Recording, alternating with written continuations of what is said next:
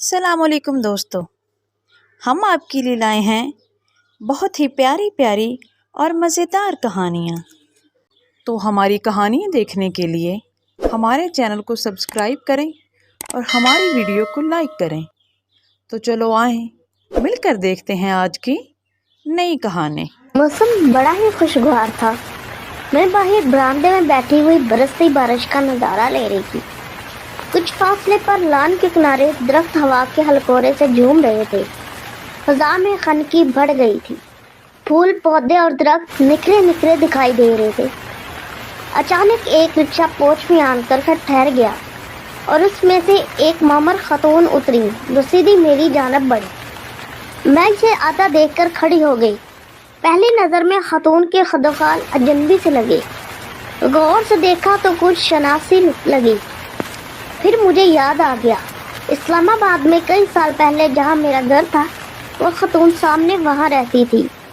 بڑی ٹھاٹھ سے مہارانیوں کی طرح سج بن کر اچھی پوشاک میں نظر آتی تھی۔ میں نے ایک دم سے انہیں پہچان لیا۔ پہلے میں اس لیے نہیں پہچان سکی تھی کہ ان کا حلیہ بلکہ پورا حال ہی کچھ مختلف نظر آ رہا تھا۔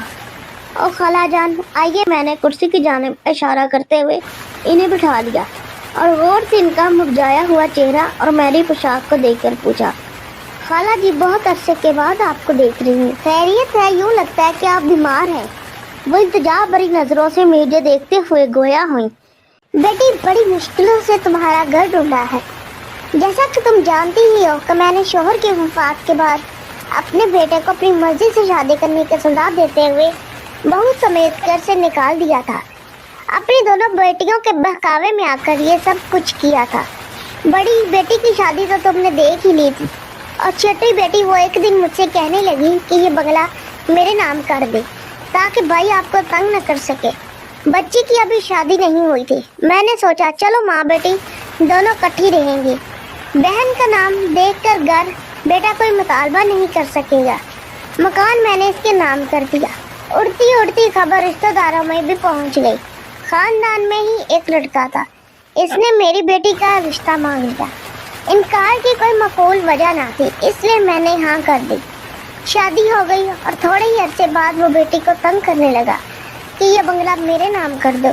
تم یقین مانو میری بیٹی نے مجھ سے مشورہ کیے بغیر مکان اس کے نام کر دیا اور شوہر کی خوشی عزیز رکھنے کے لیے مجھ سے کہا امی آپ اپنی بہن کے پاس لاہور چلی جائیں۔ یہ سب شوہر کے کہنے سے اس نے کیا، لہٰذا میں دل برداشتہ ہو کر لاہور بہن کے پاس چلی آئی۔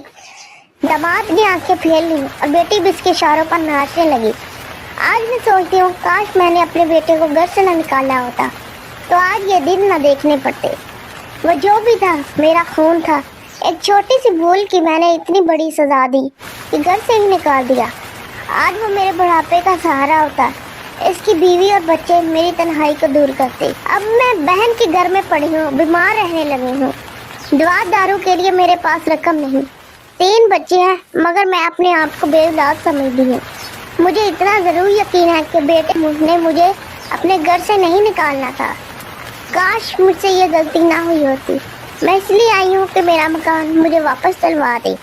اس نے دونوں ہاتھ جوڑ کر کہا اور میں نے دیکھا موسلادھار بارش کی طرح ان کی آنکھیں بھی برسنے لگیں۔ میں نے آگے بڑھ کر انہیں گلے سے لگا لیا۔ آنسو تھمتے نہیں تھم رہے تھے اور میں سوچ رہی تھی کہ لوگ مکافات عمل کا بھی نہیں سوچتے۔